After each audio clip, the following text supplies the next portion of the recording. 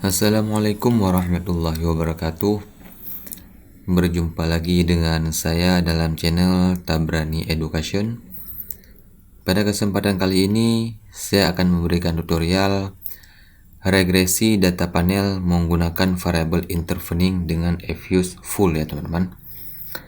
Karena kemarin ada yang komen di channel YouTube saya itu merequest menggunakan regresi data panel, akan tetapi ada variable interveningnya teman-teman. Oke, langsung saja teman-teman. Nah, ini data yang saya miliki. Di sini time seriesnya adapun periodenya dari 2012 sampai 2021. Sedangkan cross sectionnya ada 4, yaitu Bank Muamalah Indonesia, BCA Syariah, Bank Victoria Syariah, dan Bank Panin Dubai Syariah teman-teman ya. Ini singkatannya. Terdapat dua variabel X. Z ini merupakan variabel intervening BOPO, dan Y ini merupakan variabel Y-nya teman-teman. Di sini untuk variabel intervening saya berikan simbol Z teman-teman ya. Nah, dikarenakan ini intervening, maka dibagannya akan seperti ini teman-teman. Kemudian akan dibagi kepada dua substruktural.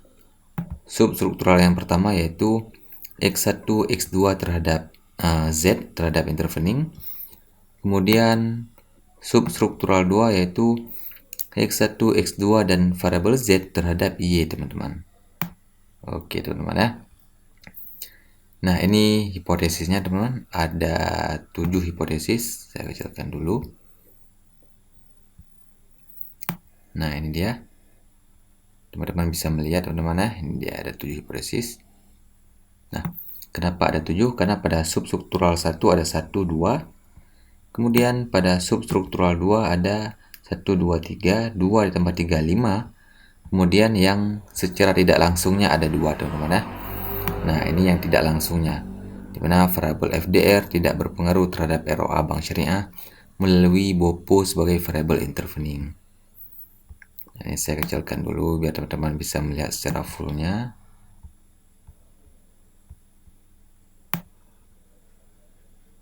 Nah, ini dia teman-teman. Teman-teman silahkan melihat sebagai contoh teman-teman. Saya tidak akan baca satu persatu karena akan memakan waktu yang panjang teman-teman. Oke teman-teman, langsung saja. Di sini saya sudah siapkan fuse. Karena kalau awal dibuka tampilannya akan seperti ini. Kita close juga tidak apa-apa sebenarnya. Kita pilih file, new, work file, kemudian kita pilih balance sheet panel. Karena data saya tahunan, pilih annual. Start date tadi 2012 sampai 2021. Cross sectionnya ada 4. Kita cek kembali. 2012 sampai 2021 cross sectionnya ada 1, 2, 3, 4 teman-teman ya. Kemudian oke. Kemudian quick empty group. Kemudian kita copy data yang kita miliki. Ini dia.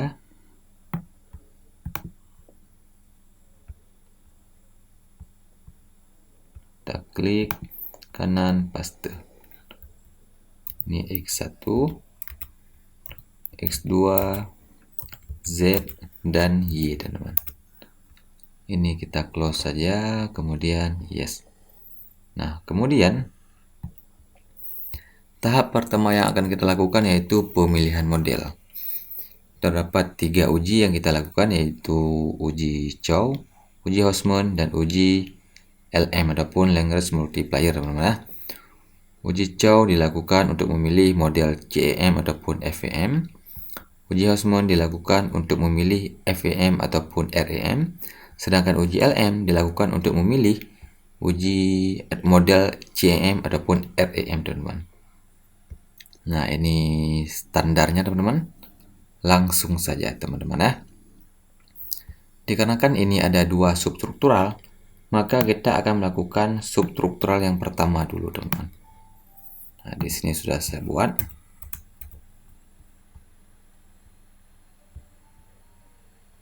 Nah, yang pertama kita akan melakukan pemilihan model substruktural 1. Nah, di mana Bentar nih, saya copy dulu ya, biar teman-teman mudah nanti. Nah, ini dia teman-teman. Jadi substruktural 1 yaitu X1, X2 terhadap Z teman-teman ya. Oke. Ini dia. Kembali ke views. Kita blok X1 dan X2 nya saja. Klik kanan, open as equation. Nah, kemudian di awalnya kita tambah Z spasi C spasi. Kemudian oke. Nah, kemudian kita pilih estimate, panel option, kita pilih fix effect. Oke. Nah, yang pertama kita akan melakukan uji Chow, teman-teman. Ini dia uji Chow. Nah, ini hasilnya. Saya copy hasilnya. Copy, oke. Kemudian saya pastekan. Yang dilihat adalah yang ini, teman-teman. Nah, ketentuannya dalam uji Chow, jika probability lebih besar 0,05 yang terpilih adalah CEM, jika lebih kecil yang terpilih adalah FEM, teman-teman. Sedangkan hasilnya 0,3, teman-teman. Berarti 0,3 lebih besar daripada 0,05. Pada uji Chow yang terpilih adalah model CEM, teman-teman. Nah, di sini 0,3802 lebih besar 0,05. Maka yang terpilih adalah model CEM, teman-teman. Nah, ketika di uji Chow yang terpilih adalah model CEM, maka uji Hosmond tidak perlu dilakukan, teman-teman. Kita langsung loncat kepada uji LM. Tetapi ketika nanti teman-teman yang terpilih adalah modelnya FEM, maka caranya kembali ke estimate, panel option, ke random, oke, pilih view, kemudian pilih uji Hosmond. Ini seandainya teman-teman yang terpilih adalah FEM, teman-teman ya. Tetapi saya yang terpilih adalah CM, maka uji Hosmond tidak perlu dilakukan.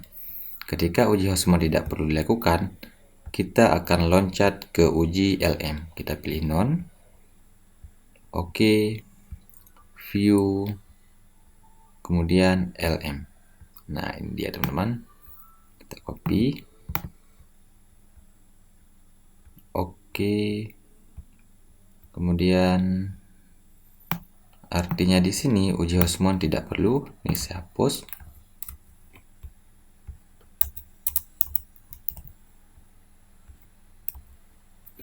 Nah, angka yang dilihat adalah ini dia, teman-teman. Di sini nilai probability-nya 0,3938. Kita cek. Nah, jika probability lebih besar 0,05 yang terpilih adalah CEM, teman-teman. Nah, maka lebih besar 0,05 yang terpilih adalah CEM, teman-teman. Nah, maka dari itu, pada substruktural yang pertama, model yang terpilih adalah CEM, teman-teman. Kemudian, kita akan melakukan pemilihan model yang substruktural 2, teman-teman. Substruktural 2 yaitu X1, X2, dan Z terhadap Y, teman-teman. Langsung saja ini kita close juga bisa. Kita blok X1, X2, dan Z-nya. Open as equation. Y sama dengan spasi X1, X2, Z terhadap Y. Kemudian oke. Kemudian ke estimate, fit, efek, oke. Kita lakukan uji cow teman-teman ya. Uji cow, ini dia hasilnya. Kita copy. Kemudian saya pastekan.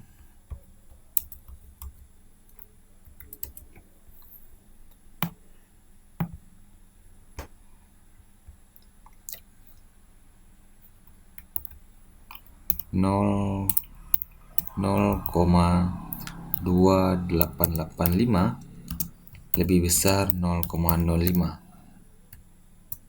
Maka di uji cow ketika lebih besar 0,05 yang terpilih adalah CEM teman-teman. CEM. Karena yang diuji cow terpilih CEM, maka uji Hausmann tidak perlu dilakukan. Kita akan lanjut ke uji LM teman-teman ya. Nah, tapi kalau kasusnya teman-teman yang terpilih adalah FEM, nanti seperti cara yang tadi teman-teman ya. Kita ke estimate, kita ke non untuk uji LM. Oke, view uji LM. Kita copy, oke. Kemudian pastekan teman-teman. Ini dia. Nah, kita copy aja. Kita pastekan di sini. Tinggal kita ganti nilai signifikannya 0,5024 lebih besar 0,05, maka yang terpilih adalah model CM. Nah, pada substruktural 1 yang terpilih adalah model CM, dan pada substruktural 2 yang terpilih juga model CEM teman-teman. Nah, ketika pemilihan model kedua struktural sudah, maka yang selanjutnya kita lakukan adalah uji asumsi klasik. Ketika yang terpilih adalah CEM, maka ada dua asumsi klasik yang dilakukan, yaitu multicol dan heteroskedastisitas. Nah, ini banyak teori teman-teman ya. Bahkan ada juga teori yang menyebutkan bahwasanya ada referensi yang menyebutkan di dalam regresi data panel, apapun model yang terpilih, asumsi klasik tidak perlu dilakukan. Nah, ini terserah kepada teman-teman ingin menggunakan referensi ataupun teori siapa teman-teman. Nah, di sini karena yang terpilih CEM, saya akan melakukan uji multikoliniaritas dan uji heteroskedastisitas teman-teman. Nah, tetap sama juga. Uji asumsi klasik tetap kita lakukan di dua model teman-teman. Di dua substruktural. Yang pertama substruktural 1, yang kedua substruktural 2. Nah, yang pertama di substruktural 1. Ini kita close. Yang harus teman-teman ingat, substruktural 1 yaitu X1, X2 terhadap Z. X1, X2 terhadap Z. Yang pertama multicol teman-teman. Kalau multicol blok X1, X2, klik kanan. Oh, jangan di sini, X1, X2, kemudian quick group statistic correlation. Kemudian oke teman-teman.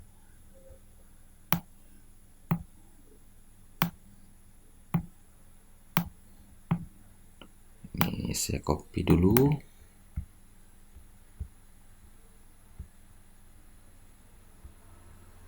Kemudian saya pastekan.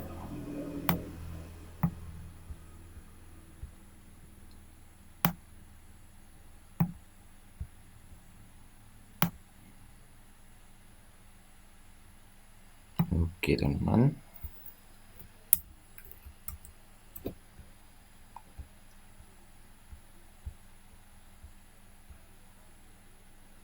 Biar lebih mudah ya teman-teman.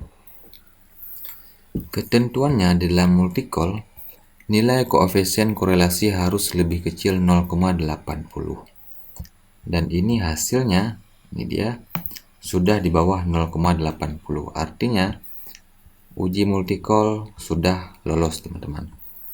Selanjutnya kita lakukan uji heteroskedastisitas untuk substruktural yang pertama. Ini kita close. X1 dan X2 masih kita blok, klik kanan, open as equation, Z. Nah, jangan lupa substruktural 1 ini di mana? Model yang terpilih adalah CM, kemudian kita OK. Nah, ketika kita sudah OK, maka nilai resid di sini sudah ada untuk substruktural yang pertama. Kemudian kita klik estimate, Z-nya kita hapus, kemudian kita ketik ABS, buka kurung, resid, ini dia ya, resid yang ini, tutup kurung, kemudian OK teman-teman. Nah, ini dia hasilnya.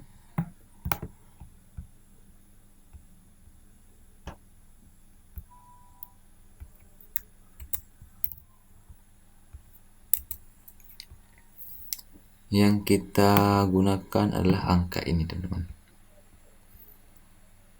Ini ya, saya blok yang kita gunakan. Ini sama aja teman-teman angkanya. Nah, ketentuannya nilai signifikan harus lebih besar 0,05 baru terbebas uji heteroskedastisitas teman-teman. Nah, coba kita cek X1. Nah, kita buat di sini 0,2014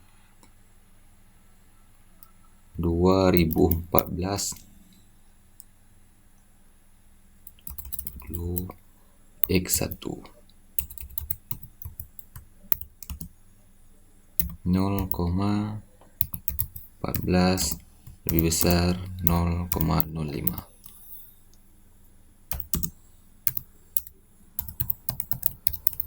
Artinya terbebas heteroskedastisitas.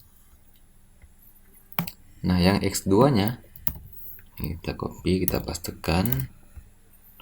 Nilai signifikannya yaitu 0,2779, artinya terbebas heteroskedastisitas. Kalau ini teman-teman membuat bisa juga, ini di copy, pastekan.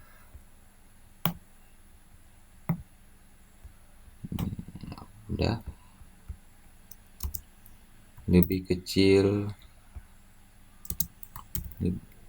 Oke, sebentar. Lebih kecil 0, berapa tadi? 0,8. Lebih kecil 0,80, maka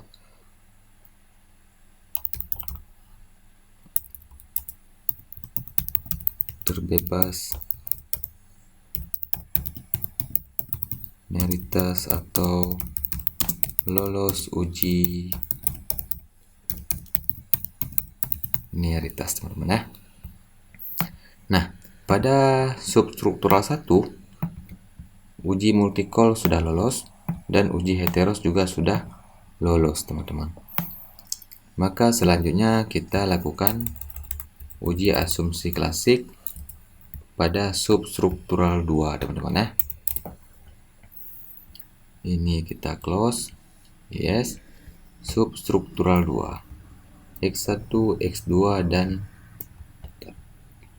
X1, X2 dan Z, kemudian quick group statistik correlation X1, X2, Z, oke.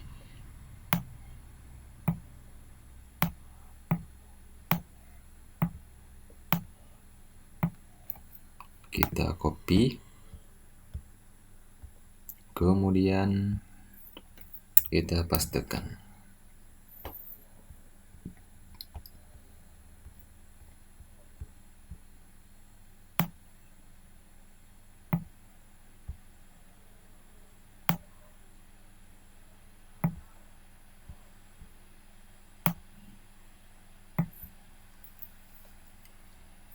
Nah, ini teman-teman.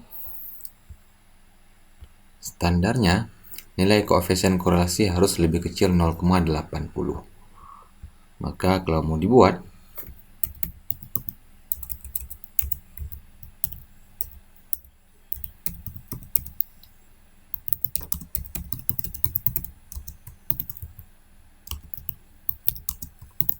X1 dan X2, X1 dan X2, X1 ini dia,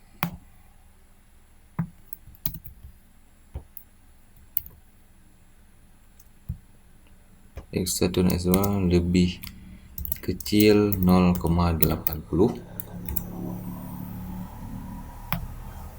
Saya copy aja. Kemudian X1 dengan Z. Makanya kalau yang di atas ini karena cuma 2 tadi tidak saya buat kan, karena cuma X1 dan X2. X1 dan Z, X1 dan Z ini dia.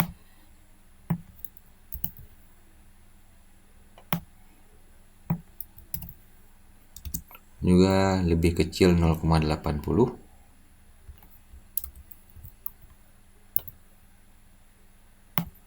Dan satu lagi X2 dengan Z. Ini dia X2 dengan Z, teman-teman.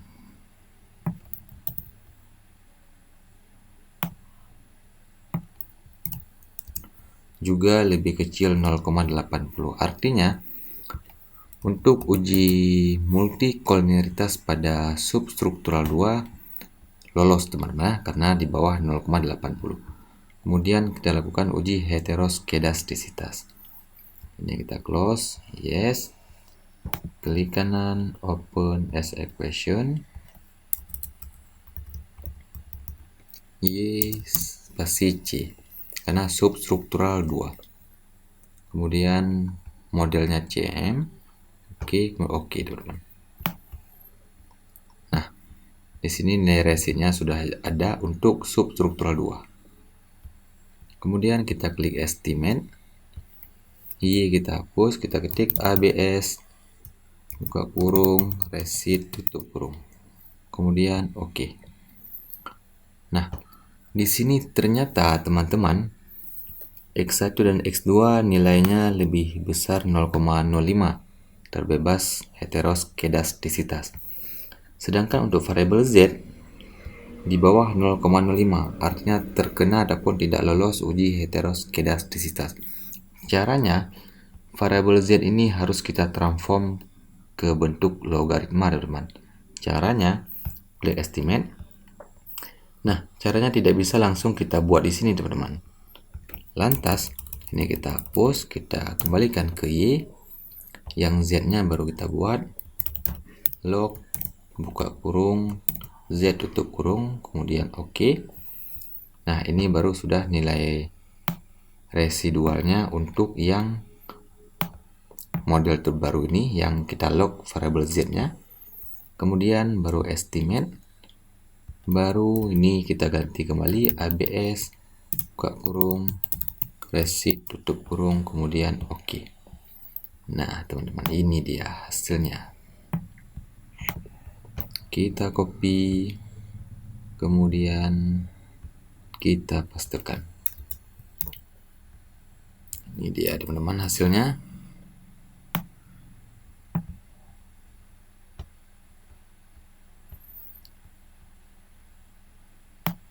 Kalau di atas ada saya buat, ini kita copy aja. Ini X2 ya, teman-teman, tadi. Karena ilustrasinya sama. X1 0,1212.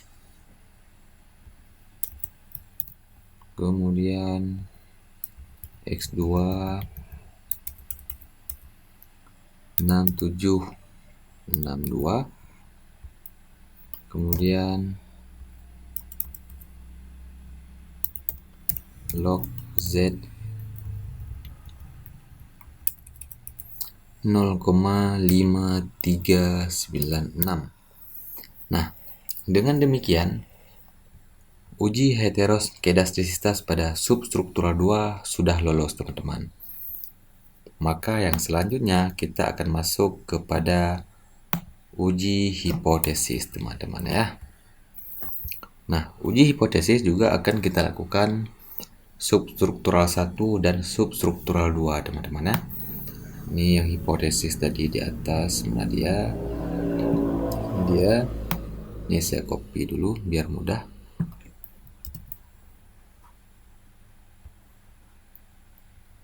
Kemudian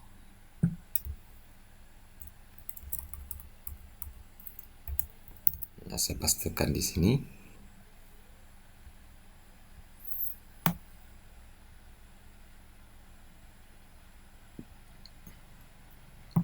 Nah, yang pertama kita akan melakukan uji hipotesis substruktural 1. Harus ingat ya, substruktural 1 adalah X1, X2 terhadap Z. Ini kita close. Oke. X1 dan X2 kita blok. Open as equation. Z, C. Nah, model yang terpilih tadi adalah model CEM. Maka kalau model CEM ini tetap, kemudian oke. Ini dia teman-teman untuk hasil uji T-nya, teman-teman ya. Oke. Nah, yang pertama hasil uji T dulu, teman-teman. Nah, ini yang kita lihat. Kita lihat nilai probability-nya saja. X1.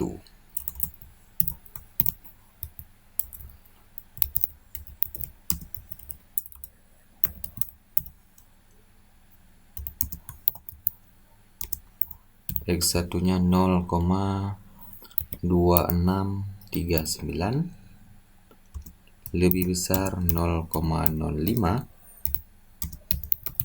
maka HA ditolak dan H0 diterima. Yang artinya, nah ini adalah hipotesis yang pertama, teman-teman. X1 adalah FDR terhadap BOPO. Ini dia, FDR terhadap BOPO. Karena yang diterima adalah H0, ini dia. Kita copy. Kemudian kita pastikan. Yang artinya variabel FDR tidak berpengaruh terhadap BOPO bank syariah, teman-teman ya. Z ini dia. Kemudian yang kedua, nilai prop X2 0,0119 lebih kecil 0,05, maka H0 ditolak dan HA diterima. Yang artinya hipotesis kedua yang terima adalah HA. Ini dia. Ini saya besarkan. Yang terima adalah HA-nya. Kita copy. Yang artinya ini dia, teman-teman. Nah, oke teman-teman ya. Berarti yang ini tidak berpengaruh. Saya beri warna merah. Nah, kemudian uji F, teman-teman. Tetap di output yang sama.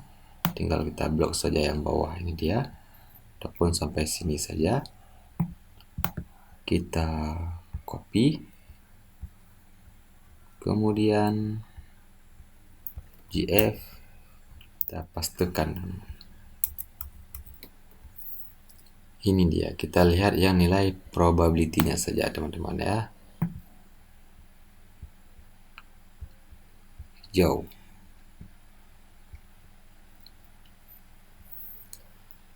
Oh, sebentar teman-teman. ini udah benar, tapi hipotesisnya saya kurang, teman-teman. Seharusnya ini ada lagi secara simultannya, teman-teman. Berarti di sini adalah, harus saya copy dulu. Jadi bukan 7, teman-teman. Total hipotesisnya lumayan banyak, teman-teman ya. 3 variabel FDR dan NPF ini secara simultannya, FDR dan NPF. Jadi ini yang 4, 5, 5. Nah, kita kembali lagi, nanti kita cek kembali. Nah, ini saya copy dulu ininya. Nilai probability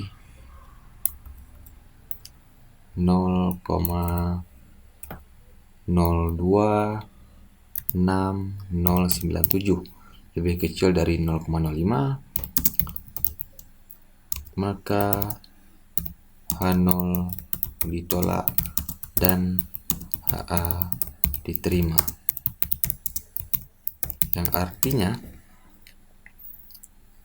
kita copy HA diterima, ini dia, teman-teman.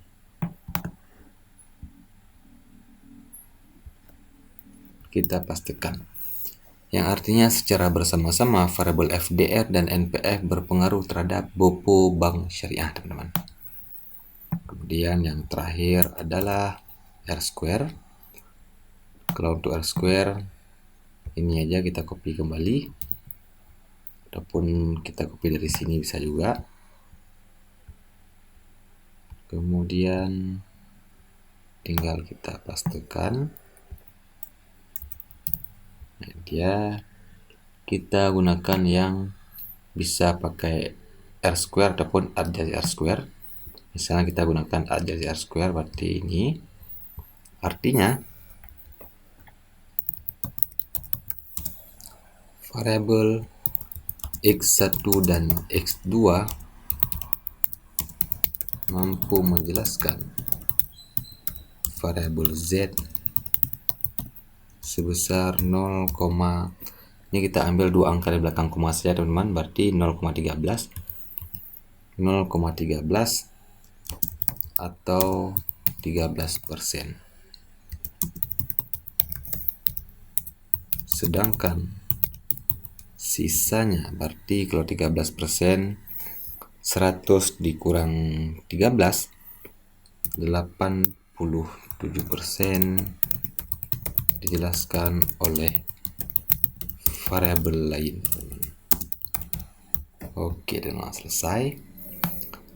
Kemudian kita lakukan uji hipotesis substruktural 2. Substruktural 2 yaitu ini dia, teman, X1, X2 dan Z terhadap Y, teman-teman.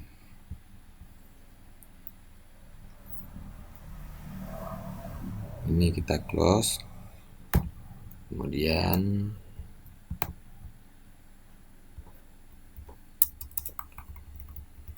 Y sama dengan C spasi, model yang terpilih juga CM tetap, kemudian oke, teman-teman. Tinggal kita copy untuk uji T-nya, kemudian kita pastikan. Ini dia tidak berpengaruh, ini berpengaruh, teman-teman ya.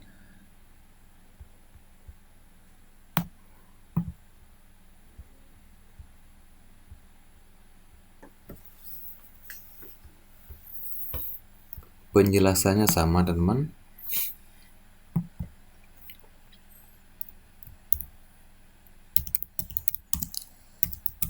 Nilai prob X1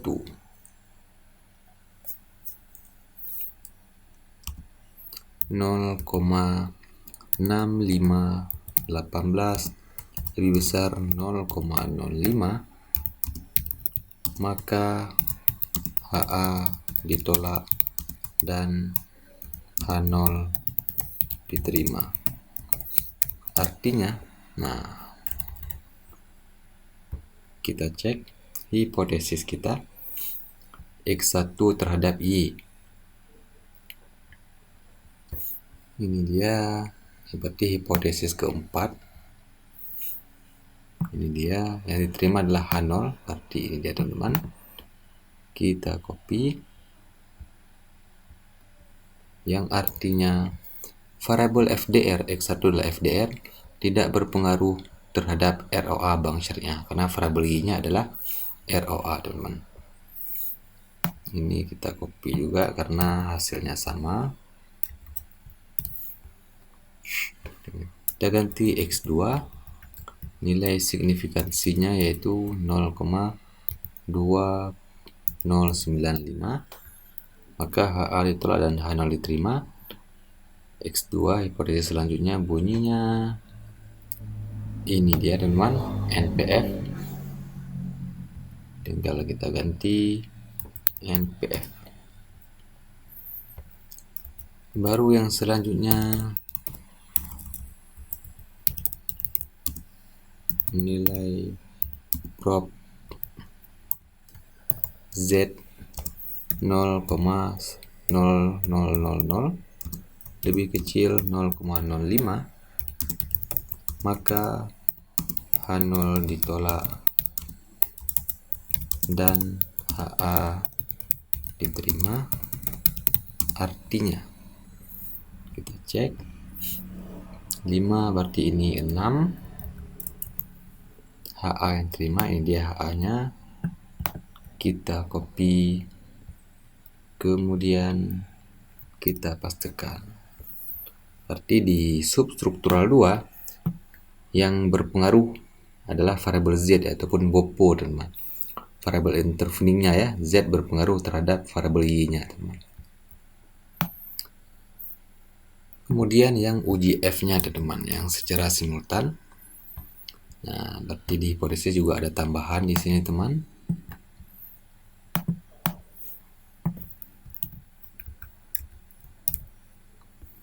Berarti ini yang ke-7,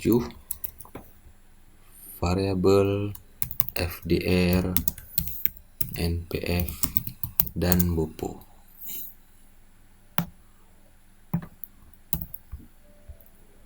Ini dia teman-teman. Berarti ini hipotesis ke-8.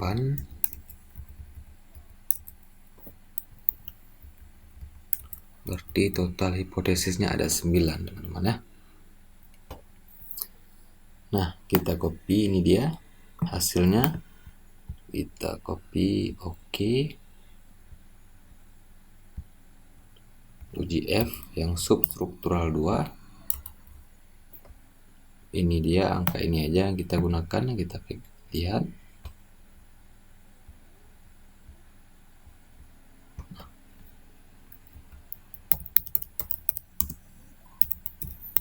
Nilai prop 0, dan 6 nolnya 1, 2, 3, 4, 5, 6 lebih kecil 0,05, maka H0 ditolak dan HA diterima.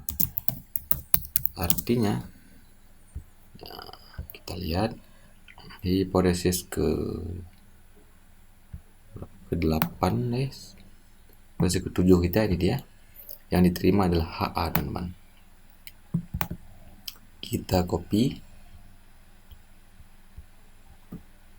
yang artinya ini dia.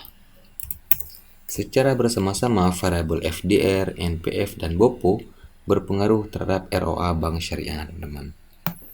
Kemudian R square, ini juga kita copy.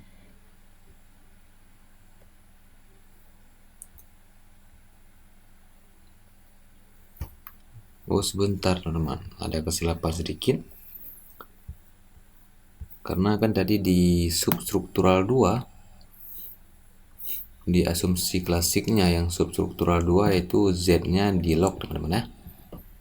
Berarti ini kita ulang kembali, Z-nya kita log. Kemudian oke. Nah, berarti ini dia hasilnya teman-teman. Kita copy. hipotesis substruktural 2. Ini dia. Di ini kita hapus, kita ganti teman-teman. Bentar.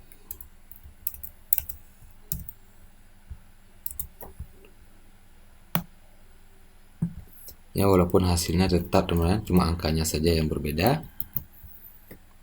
Nah, ini tetap X1 dan X2 tetap tidak berpengaruh. Yang berpengaruh adalah variabel Z. Tapi angkanya sudah berbeda. X1-nya signifikan 4495. Yang X2-nya 9546, teman-teman. Oke, teman-teman.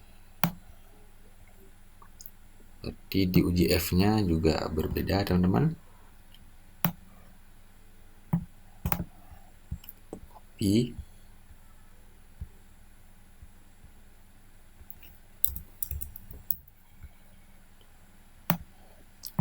Untuk hasil ini tetap sama.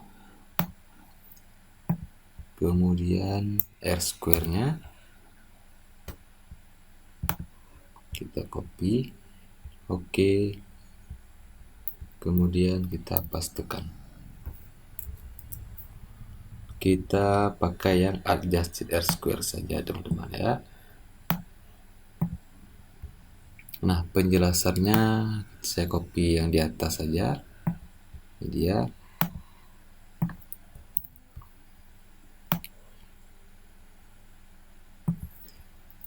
Penjelasannya adalah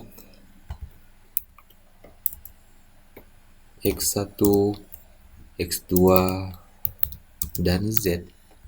Ataupun kalau kita membuat nama variabelnya bisa variabel FDR, NPF, dan BOPO mampu menjelaskan variabel Y, yaitu ROA sebesar, kita ambil dua angka di belakang koma, 0,86 atau 86%, sedangkan sisanya 14% dijelaskan oleh variabel lain, teman-teman. Nah, tidak hanya sampai di situ, teman-teman. Yang terakhir yaitu ada yang namanya uji Sobel, teman-teman. Ya, ini teman-teman bisa melihat rumus. Ini rumusnya, teman-teman. Uji Sobel dilakukan untuk menguji pengaruh tidak langsung, teman-teman. Untuk menguji dua hipotesis ini, di mana variabel FDR berpengaruh terhadap ROA bank syariah melalui BOPO sebagai variabel intervening, teman-teman ya. Nah, ini dia rumusnya. Ini rumusnya. A itu yaitu jalur variabel independen terhadap variabel intervening, sedangkan B jalur variabel intervening terhadap variabel dependen. Maka angka yang akan kita gunakan adalah ini, kita copy dulu. Kita copy.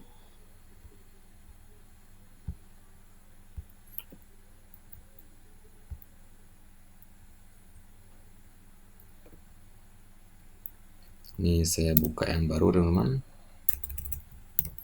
Ini substruktural 2. Kemudian kita ambil yang substruktural satunya, teman-teman. Yang substruktural 1 yang uji T-nya ini 2. Ini dia, teman-teman.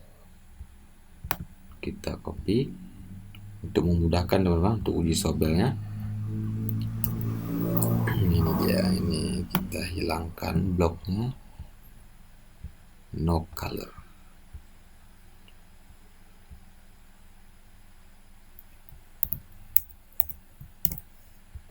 Nah, ini yang di atas yaitu variabel independen terhadap intervening. Yang di bawah adalah variabel intervening terhadap dependen. Nah, kenapa saya buat seperti itu? Karena kita sesuaikan dengan rumusnya untuk memudahkan teman-teman ya. Jadi rumusnya jalur variabel independen terhadap variabel intervening, jalur variabel intervening terhadap variabel dependen, teman-teman. Jadi, angka yang akan kita gunakan ini dia, teman-teman. Angka ini yang akan kita gunakan. Dan ini dia, teman-teman ya. Selebihnya kita nggak pakai angkanya, teman-teman. Mari kita hitung, teman-teman, uji Sobel. Untuk mempersingkat waktu, saya masukkan, teman-teman. Yang pertama kita akan uji X1 terhadap Y2 melalui Y1. Jadi angka yang kita gunakan, yang X2-nya saya hilangkan dulu bolnya biar teman-teman mudah melihatnya. Nah, jadi angka yang kita gunakan yaitu angka yang saya tandai warna hijau. Dia, teman. Nah, kita masuk ke rumusnya. Nah, rumusnya T sama ini, T ini merupakan T hitung, teman-teman. AB. A adalah jalur variabel independen terhadap variabel intervening. Berarti ini dia yang di atas, variabel independen terhadap intervening. Ini Z-nya karena intervening, teman-teman. Karena kita akan menghitung yang X1 dulu, berarti ini angka ini. Angka A yaitu angka koefisiennya. Ini saya besarkan dulu, teman-teman. Nah, kita ambil dua angka di belakang koma saja untuk memudahkan, teman-teman ya. Nah, dua angka di belakang koma ini sudah saya masukkan. Ini dia 0,35. Yang B-nya yaitu jalur variabel intervening terhadap variabel dependen. Ini dia. Variabel intervening adalah Z. Ini variabel dependennya. Angka ini yang kita masukkan. Kalau dua angka di belakang koma berarti min 9,12.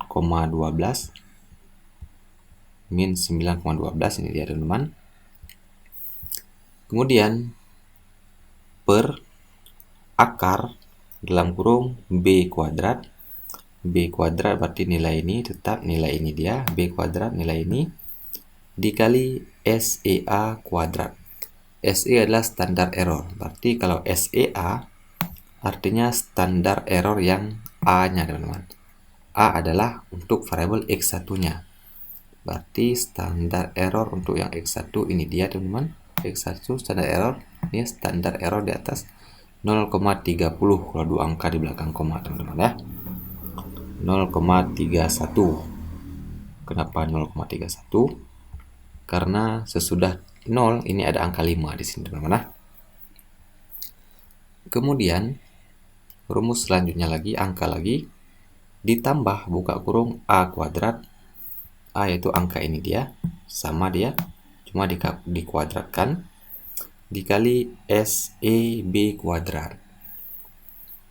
Artinya standar error yang B ataupun standar error yang interveningnya, ini dia.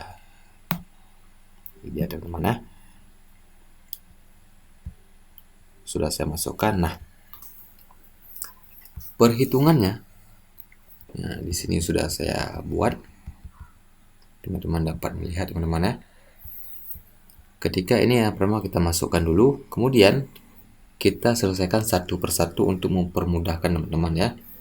Kita kali yang atas 0,35 dikali min 9,12 yaitu hasilnya min 3,16, teman-teman. Kemudian yang di bawah ini dulu kita kuadratkan, hasilnya yaitu ini dia.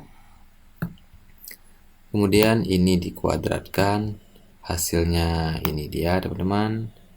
Begitu juga yang ini dan yang ini, teman-teman ya. Ini hasilnya. Kemudian sesudah seperti itu, yang di atas kita tetap selesaikan yang bawah. Ini dikali dulu, hasilnya yaitu 7,74. Kemudian ini yang selanjutnya ini juga dikali, hasilnya 0,05 teman-teman. Nah, selanjutnya kita jumlahkan 7,74 ditambah 0,05, hasilnya yaitu 0,80.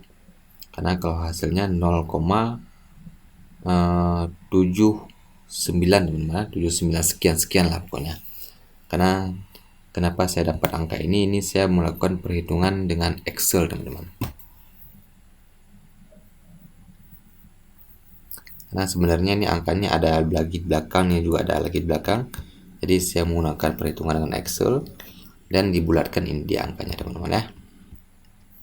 Nah, selanjutnya karena di bawah ini ada akar, maka akarnya harus kita hilangkan ataupun kita keluarkan akar. Artinya berapa akar dari 7,80 dan hasilnya yaitu 2,79.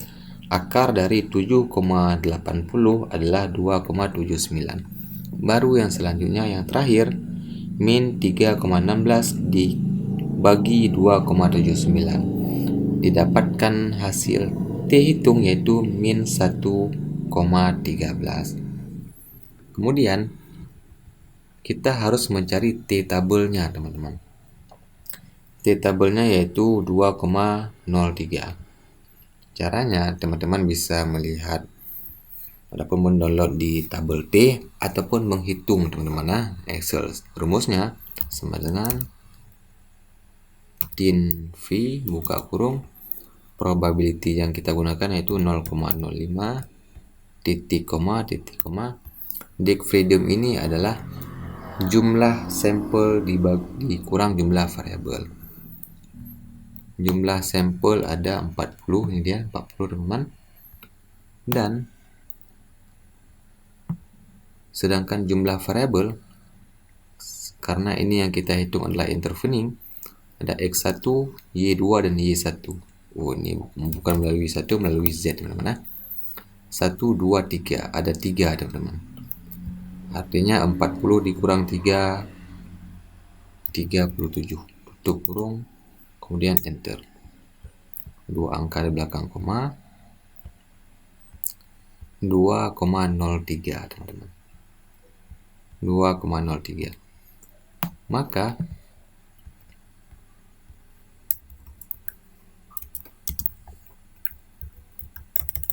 kesimpulannya nilai dihitung. Nah, ketika kita membandingkan T hitung dengan T tabel, minus ini tidak dilihat teman-teman ya. Kenapa? Karena minus di dalam T hitung bukan menunjukkan jumlah, melainkan menunjukkan arah hubungan. Jadi kita buatnya nilai T hitung 1,13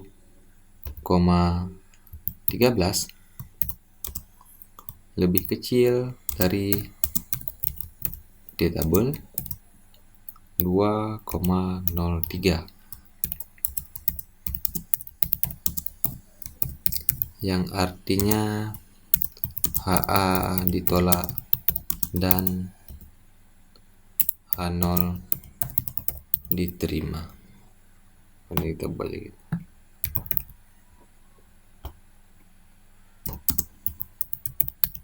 Artinya, nah, kita cek hipotesis kita FDR, yang diterima adalah H0. Ini dia teman-teman.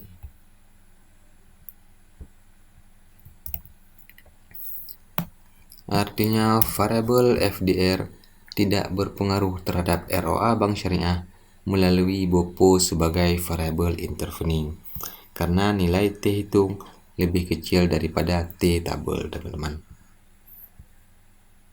Seandainya lebih besar maka berpengaruh teman-teman. Kemudian yang X2-nya teman-teman. Nah, ini yang X2-nya juga sudah saya buat perhitungannya. Nah, jadi angka yang kita gunakan, angka yang B-nya tetap, cuma yang ini kita ganti. Ini kita ganti, tapi kita ganti dengan yang X2-nya. Ini dia teman-teman. Berarti yang kita ganti cukup nilai A dan nilai SEA teman-teman ya. Kita cek. nilai A 6,65. Dia 6,65 dibulatkan. Kenapa saya buat dua angka di belakang koma? Untuk memudahkan teman-teman ketika melihatnya ya. Karena kalau saya masukkan semua angkanya sangat panjang teman-teman ya. Kemudian A-nya tetap SEA, ini dia SEA. Ini dia SEA-nya 2,51. Ini dia 2,51. Selebihnya angkanya tetap sama teman-teman.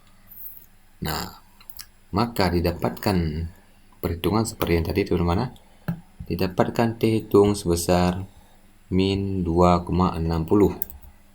Nah, kesimpulannya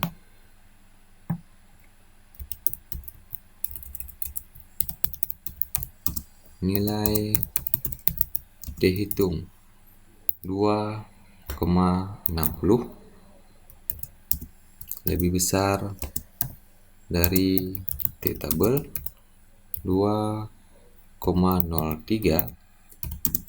maka H0 ditolak dan HA diterima.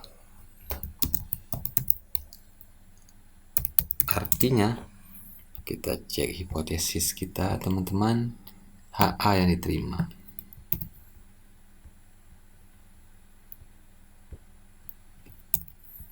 Ini dia artinya variabel NPF berpengaruh terhadap ROA bank syariah melalui BOPO sebagai variabel intervening. Nah, ketika hasilnya berpengaruh, nih teman-teman, hasilnya berpengaruh, baru kita lihat ketika di belakang ada minus, artinya berpengaruh secara negatif teman-teman. Seandainya di sini tidak ada minus, maka berpengaruh secara positif. Makanya minus di dalam T hitung bukan menunjukkan jumlah, melainkan menunjukkan arah hubungan teman-teman. Nah, sampai di sini selesai teman-teman. Nah, sangat panjang ya teman-teman. Nah, seperti inilah tutorial regresi data panel menggunakan variabel intervening dengan Fuse full. Dimulai dari input data, kemudian pembuatan modelnya yaitu substrukturalnya, dan juga uji pemilihan model, asumsi klasik, uji hipotesis, dan uji Sobel teman-teman ya. Nah, kalau teman-teman ingin melihat persamaannya, ini yang duanya, misalnya di sini teman-teman, kalau mau menambahkan teman-teman ya, mau menambahkan misalnya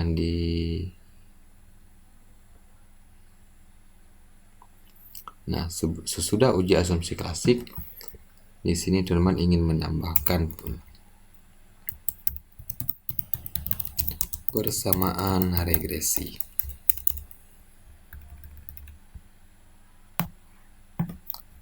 Yang substruktural 1 dan substruktural 2. Maka caranya kita kembali ke Fuse. Ini berhubung masih di substruktural 2 teman-teman. Kita ambil view, kita pilih ini dia. Tinggal kita copy saja teman-teman. Copy. Sebenarnya yang perlu ini aja teman-teman ya. Ini yang perlu. Kita copy. Kemudian kita pastekan di sini. Ini dia teman-teman. Sedangkan yang substruktural 1 ini kita close.